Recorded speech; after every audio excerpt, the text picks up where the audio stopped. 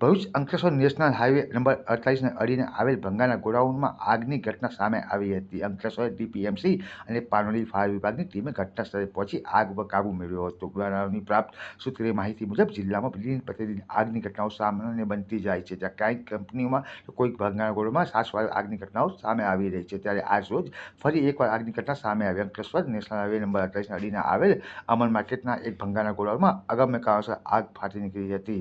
આગને લઈને ધુમાડા ગોટા આકાશમાં નજરે પડ્યા હતા. આગની જાણ અંકલેશ્વર ડીપીએમસી ફાયર વિભાગને કરવામાં આવતા ડીપીએમસી ફાયર વિભાગની ટીમ તાત્કાલિક ઘટના સ્થળે દોડી પહોંચી આગ ઉપર પાણીનો મારો ચલાવ્યો હતો. જોકે ભારે જહેમત બાદ પણ આગ કાબૂમાં ન આવતા પાનોલી ફાયર વિભાગ ઘટના સ્થળે પહોંચ્યું હતું. ભંગારના ગોડાઉનને લીધે આગ ઉપર કાબૂ મેળવવાનું ફાયર ફાઈટરોને ભારે જહેમત ઉઠાવવું પડી હતી. અંદાજિત 2 કલાકની ભારે જહેમત બાદ આગ ઉપર અંકલેશ્વર ડીપીએમસી અને પાનોલી વિભાગની ટીમે કાબૂ મેળવ્યો હતો. જોકે દર વખતની જેમ ભંગારમાં ભરેલ ગોડાઉનમાં આગ લાગવાનું કારણ અકબંધ રહ્યું હતું. સદનસીબે કોઈ જાનહાનિ થવા પામી નથી. સ્થાનિકોએ રાહતનો શ્વાસ લીધો હતો.